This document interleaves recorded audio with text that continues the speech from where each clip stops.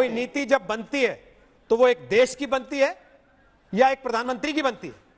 मनमोहन सिंह की नीति बनती है, सोनिया गांधी की नीति बनती है, जवाहरलाल नेहरू की नीति बनती है, नरेंद्र मोदी की नीति बनती है, मुलायम सिंह की नीति बनती है, या भारत की नीति बनती है चीन के खिलाफ या चीन के हिसाब से? राष्ट्र की एक सेकंड सर, भदौरिया जी, मैंने सवाल अजय आलोक से पूछा ना रोहित जी। अब आपको लग रहा है कि मैं ये वाला पैराग्राफ लिखना भूल गया हूं तो अभी लिख दूं? मत करिए ना ऐसा। अजय आलोक से सवाल पूछा। अजय आलोक बोलिए। अरे मुझे क्या पता, आवाज तो नहीं आ रही ना, किससे पूछ रहे हैं? मैंने बोला, नाम लेके बोला। रोहित जी, ये बात बहुत स्पष्ट है कि देश की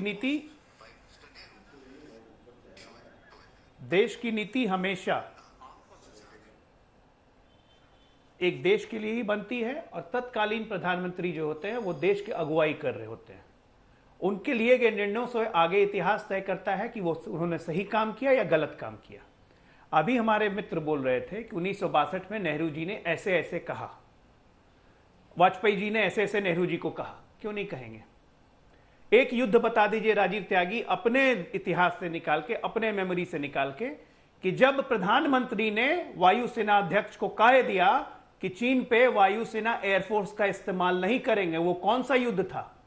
जरा इसमें मल्टीनेशनल क्वेश्चन ले लीजिए, ABCD, तो जवाब मिलेगा 1962। अब प्रधानमंत्री कौन? जवाहरलाल नेहरू। अकेला युद्ध था ये मैं नहीं कह रहा हूं, उस वक्त के तत्कालीन वायुसेना अध्यक्ष डेंजी कीलर का यह बयान है।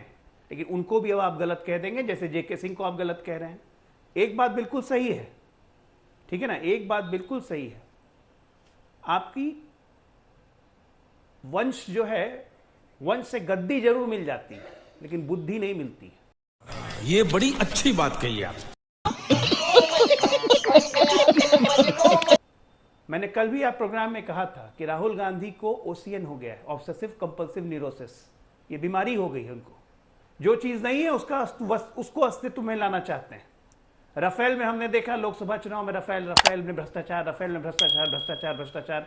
सुप्रीम कोर्ट से लेके एक आदमी तक ने कह दिया कोई भ्रष्टाचार नहीं हुआ, माना ही नहीं। माफी मांगनी पड़ गई तब भी नहीं माने। आज उसी तरह से चीन की जमीन, चीन ने जमीन हथियाली,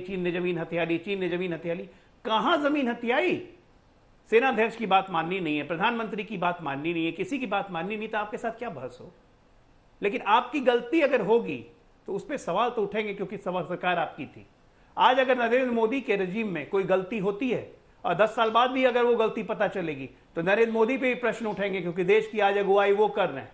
इसमें कोई आपको इफ एंड बट नहीं होना चाहिए। इससे वाजपेयी जी ने नेहरू जी से सवाल क्यों पूछे थे, पार्लियामेंट का सेशन क्यों बुलवाया था, ये कृपया करके बोलना बंद कीजिए, क्योंकि नेहरू जी अकेले प्रधानमंत्री थे जिन्होंने एयरफोर्स को ऑर्डर दिया था कि एयरफोर्स अटैक नहीं करेगी। और आज हमारे लेह और लद्दाख में हर टीवी चैनल पे देखिए कि हमारी एयरफोर्स कैसे राउंड्स ले रही है। ये आज एक नेशनल समस्या है, इसलिए बीजेपी कांग्रेस करने की या JDU करने की इसमें जरूरत नहीं है। और मत भूलिए कि देश ने प्रधानमंत्री को चुना है इस समस्या से निपटने के लिए, लेकिन प्रधानमंत्री का निर्णय ही इस देश का निर्णय होगा कि बीजेपी के खिलाफ केवल गांधी परिवार है, आने वाले विपक्ष नहीं है। ये जायज है क्या? आपने सुना भी, अनुराग भदौरिया को भी सुना आपने? बिल्कुल सही है, बिल्कुल जायज है। शरद कोई साथ में नहीं खड़े हैं सरकार के, कहने को भले हो कि हम तो आपके साथ हैं। भदौरिया तो कुछ नहीं, इनके नेता क्या कह रहे हैं, इनके नेता क्या कह रहे हैं भैया? इनके नेता तो कह रहे हैं कि हम सरकार के साथ हैं। अनुराग भदौरिया के पूरे बातों के मर्म में तो यही था कि अभी बीजेपी कांग्रेस मत खेलिए, अभी देश की बात सरकार के साथ है क्योंकि राष्ट्र के साथ है। उसके लिए वो कांग्रेस को भी जिम्मेदार ठहरा रहे हैं, बीजेपी को भी जिम्मेदार ठहरा रहे हैं। सरकार की कूटनीति के खिलाफ है, लेकिन हम फौज के साथ हैं, राष्ट्र के साथ हैं। एक मिनट अनुराग जी, एक मिनट बाहरी ताकत कोई देश को हाथ दिखाएगी तो सरकार के साथ खड़े नजर आएंगे। अनुराग जी, एक मिनट, सरकार की तो आलोचना करेंगे, सरकार की निंदा नहीं कर रहे हैं हम।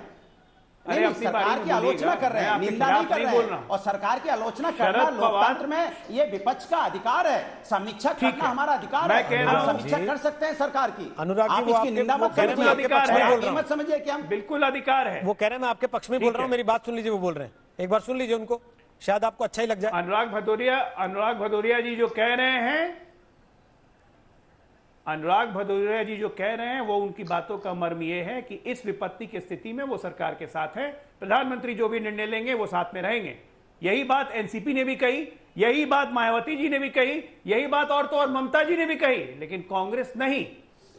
कोरोना काल से कांग्रेस सिर्फ राजनीति कर रही है। हर चीज में सरकार की बुराई, सरकार, और इस लाइन में चीन की तरफदारी तक हो जाती है।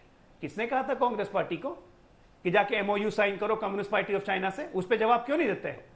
क्या जरूरत है एमओयू साइन करने की? ठीक है। क्या आज इसीलिए चाइना के कहने पे ये सवाल उठाए जा रहे हैं? ठीक। आपके राहुल गांधी का बयान चाइना के न्यूज़पेपर में चल रहा है, हेडलाइन बना बना के कि देखिए भारत की स्थिति क्या है, ओके। ताकि चीनी जनता का मनोबल ऊंचा रहे। ठीक क्या है। ये सही है? ठीक है। यही काम पाकिस्तान में भी हुआ था, पाकिस्तान ने राहुल गांधी के ट्वीट का इस्तेमाल किया था। ठीक। तो ये एंटी नेशनल रिदीम क्यों ले रही है कांग्रेस पार्टी? क्या ठीक। जरूरत है करने?